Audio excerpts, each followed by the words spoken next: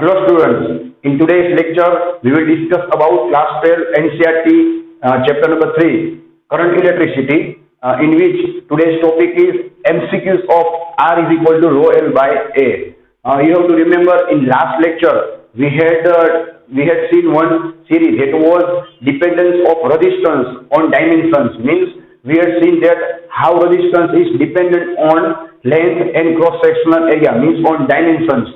So we had seen in last lecture that resistance is directly proportional to length L and inversely proportional to cross sectional area A. And on the basis of that concept, we had derived the equation that was R is equal to rho L by A, in which R is the resistance of wire, L is the length of wire, A is the cross sectional area of wire, and rho is the resistivity of wire. Now, in this lecture, we will discuss lots of MCQs about this equation, and also you have to keep in mind that in the next lecture we will solve again all the remaining MCQs about this equation. So there are two lectures of specially MCQs, right, about R is equal to rho L by A. After solving or after watching these all two videos, you will be able to solve any type of equations related to R is equal to rho L by A. So please watch this video till the end. So we will start here from the MCQs of block. So first of all, we will draw one metal block.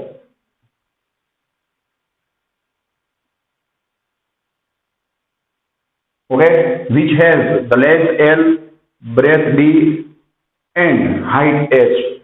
Now we have to focus that first of all,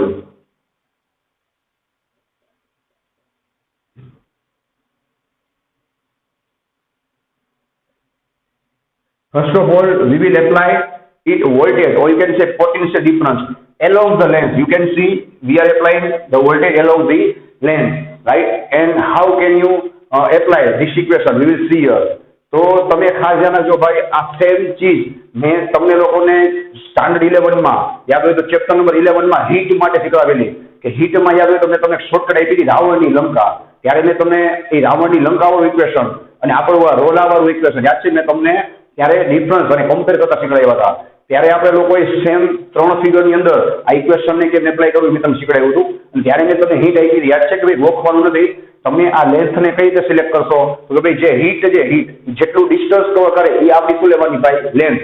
તો same અહીંયા જે આપણો electron છે એટલે કે charge એ જેટલું distance cover કરે યાદ રાખજો એને આપણે શું લેશું લેન્થ. હું તમને હીટ આપું છું કઈ રીતે કામ કરશે, અને એના સિવાયના જે અધર ટુ ડાયમેન્શન્સ છે રાઈટ એને આપણે શું લેશું ભાઈ ક્રોસ સેક્શન એરિયા. કોઈ હું તમને બે ટેકનિક આપું છું, ચેક કરજો. આપણે પોટેન્શિયલ ડિફરન્સ આપશું એટલે ઓબ્વિયસલી શું થશે ભાઈ, ઇલેક્ટ્રોન છે રાઈટ, ઇલેક્ટ્રોન આટલી ડિસ્ટન્સ કવર કરી અને શું કરશે ભાઈ બ્લોકમાંથી આઉટ થશે, બહાર નીકળશે, બરાબર. તો એના માટે એલ શું થશે અહીંયા સેમ થશે, અને બાકીના બે ડાયમેન્શન કયા થશે જોવો જોઈએ ભાઈ, બ્રેથ અને હાઈટ. એ શેનું કામ કરશે ભાઈ, cross section area. You know the area of this side or this wall will be breadth into height. બીજું તમે એ પણ વિચારી શકો છો ભાઈ કે ક્રોસ સેક્શન એરિયાનો મતલબ શું થાય, મેં તમને પહેલા શીખવાડ્યું હતું કે જ્યાંથી ચાર્જ શું થાય એન્ટર થાય અને સામેથી ચાર્જ શું થાય બહાર નીકળે. અહીંયાથી ચાર્જ શું થશે બહાર નીકળશે. તો આ જે આખું ફેસ છે, આ જે વોલ છે રાઈટ સાઈડની, એ શું થશે ભાઈ આપણો ક્રોસ સેક્શન એરિયા. તો ચલો આપણે આ ઇક્વેશનને શું કરીએ અહીંયા એપ્લાય કરી શું થાય છે. રેડી, તમે પણ મનમાં વિચારતા જાજો અથવા તો એડવાન્સમાં બોલતા જાજો મનમાં કે તમને ખ્યાલ આવે કે ભાઈ તમે જે બોલો છો એ સાચું છે કે નહીં. Okay, so rho into L અને અહીંયા એરિયા એટલે શું થશે ભાઈ cross section B right multiply by H. Ready, હજી તમારી પાસે ચાર્જ છે. નેક્સ્ટ ફિગર આપણે ડ્રો કરી.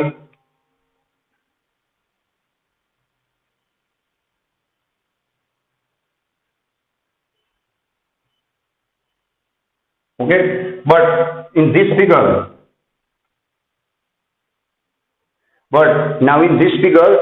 we will apply voltage. Keep in mind, we will apply voltage right on the top side and bottom side. See, ready, plus and minus. Okay, here there will be your length, here our breadth, and here height. चलो भाई ચલો હવે તમારે જ મને વિચારીને કહેવાનું છે કે ભાઈ અહીંયા ઇલેક્ટ્રોન છે રાઈટ, એ કેટલું ડિસ્ટન્સ કવર કરશે ચેક કરો જોઈએ. આપણે હાઇટના લોંગમાં વોલ્ટેજ આપી દઈએ, ઇલેક્ટ્રોન કેટલું ડિસ્ટન્સ કવર કરશે ભાઈ, જેટલી આ બ્લોકની શું હશે હાઇટ. રેડી? તો હવે ધ્યાન રાખજો ભાઈ, આ વખતે શું થશે, R is equal to rho. હવે જે L છે એનું કામ કોણ કરશે ભાઈ, H. ચેક કરો એ શું હશે, H અપોન. હવે મેં તમને શું કીધું કે એના સિવાયના બે ડાયમેન્શન શું થાય, એનો ક્રોસ સેક્શન એરિયા. અને બીજી મેં તમને ટેકનિક્સ આપી ભાઈ કે જ્યાંથી ચાર્જીસ બધા શું થાય, એન્ટર થાય ને જ્યાંથી બહાર નીકળે, જો ટોપમાંથી એન્ટર થશે ને બોટમમાંથી બહાર નીકળશે. રેડી? તો તમે ચેક કરો ભાઈ કે જે આ બોટમ છે ઓકે, એનો ક્રોસ સેક્શન એરિયા કેટલો થશે, લેન્થ ઇન્ટુ બ્રેથ. તો આ વખતે તમારે ડિનોમિનેટરમાં શું લખવાનું ભાઈ, length into breadth. Okay, one more charge and last thing. હવે આપણે ચેક કરીએ કે ભાઈ હવે આપણે નેક્સ્ટ કેસમાં ત્યાં વોલ્ટેજ એપ્લાય કરશું. બરાબર? ચલો ભાઈ ચેક કરો જોઈએ. આપણે લેફ્ટ રાઈટ વોલ્ટેજ એપ્લાય કર્યા, then top and bottom voltage apply કર્યા. હવે શું બાકી રહ્યું છે ભાઈ, ચેક કરો, front and back side. Okay, હવે આપણે શું કરશું, front side and back side શું કરશું ભાઈ, વોલ્ટેજ એપ્લાય કરશું. Okay, here is your length, breadth and height. ચલો હવે તમે વિચારો છો ભાઈ કે તમે આ એક્ઝામ્પલ લઈ શકો છો કે અહીંયાથી હું આમ વોલ્ટેજ એપ્લાય કરીશ તો ઇલેક્ટ્રોન કેટલું ડિસ્ટન્સ કવર કરશે, જેટલી શું હશે આની વિડ્થ. તો ભાઈ આની વિડ્થ કેટલી છે, B એટલે કે બ્રેથ. રેડી? અને સેકન્ડ થિંગ, અહીંયા ક્રોસ સેક્શન એરિયા ચેક કરો જોઈએ. ક્રોસ સેક્શન એરિયા આ ફ્રન્ટ સાઈડ છે ભાઈ, ચેક કરજો ખાસ. આ ફ્રન્ટ સાઈડ છે એનો ક્રોસ સેક્શન એરિયા કેટલો થશે, આ બાજુ હાઇટ h છે તો આ બાજુ હાઇટ h જ થાય. રેડી? આનો ક્રોસ સેક્શન એરિયા કેટલો થશે, L ઇન્ટુ H એટલે કે ત્યાંથી ઇલેક્ટ્રોન એન્ટર થશે, સામેથી બહાર નીકળશે. ઓકે, અને ઇલેક્ટ્રોન કેટલું ડિસ્ટન્સ કવર કરશે, જેટલી આ સુધી એની બ્રેથ છે એટલું. તો લાસ્ટ ચાન્સ છે, ચેક કરજો ભાઈ, R is equal to rho into શું આવશે, B upon cross section area L into H. Okay, હવે જસ્ટ તમારે એક્ઝામમાં આની વેલ્યુઝ આપે તો તમારે વેલ્યુઝ પુટ કરવાની છે અને તમને શું મળી જશે એનો આન્સર. રેડી? ઓકે, હવે આપણે નેક્સ્ટ બીજા MCQ સોલ્વ કરી સેમ મેથડ ઉપર, સોરી સેમ ઇક્વેશન ઉપર આપણે આગળ વધશું. તો બીજા બે MCQs નો આપણે એક સ્માર્ટ ચાર્ટ ડ્રો કરશું. ખાસ ધ્યાન આપજો. રેડી? સ્માર્ટ ચાર્ટ ડ્રો કરશું. Left side we will solve the MCQs about stretching of wire. Ready? And on the right side we will solve the MCQs about compression, or you can say contraction of wire. Ready? હવે આ બાજુ તમે વાયરને શું કરો ભાઈ, stretch કરો તો શું થાય, એટલે કે આ ઇક્વેશન કઈ રીતે એપ્લાય થાય. Ready? For example, suppose here we take one wire, right, with length L and you know with cross section area A, and the equation will be, you know, rho L by A. Now you have to focus here. If you stretch this wire, right, by the length double means 2L, right? તો ભાઈ હવે તમારે answer આપવાનો છે, logic લગાવજો. તમને આખો question નહીં આપે ક્યારે, હું તમને આખું કઈ રીતે એક્ઝામમાં પૂછાય તમને સમજાવું છું કે તમને એમ કે ભાઈ આની સ્ટ્રેચ કરી અને લેન્થ ડબલ કરવામાં આવે છે તો એનો રેઝિસ્ટન્સ છે એના પર શું ઇફેક્ટ પડશે. તો મોટાભાગના સ્ટુડન્ટ શું કરે છે, ઉતાવળની અંદર ડબલ લખી એટલે કે 2R લખીને આવી જાય કે આનો રેઝિસ્ટન્સ એ ડબલ થશે. That will be wrong, because તમે વિચારો ભાઈ કે કોઈ વાયરને તમે સ્ટ્રેચ કરીને લેન્થ ડબલ કરશો તો એનો જે વિડ્થ છે એટલે કે એનો diameter, or you can say cross section area, એ સુધી જશે ભાઈ હાફ થઈ જશે. રેડી? તો ખાસ ધ્યાન રાખજો કે ક્રોસ સેક્શન એરિયા શું થશે, હાફ થશે. બરાબર? હવે આ વેલ્યુઝ તમારે એપ્લાય કરવાની છે. R dash is equal to rho L dash upon A dash.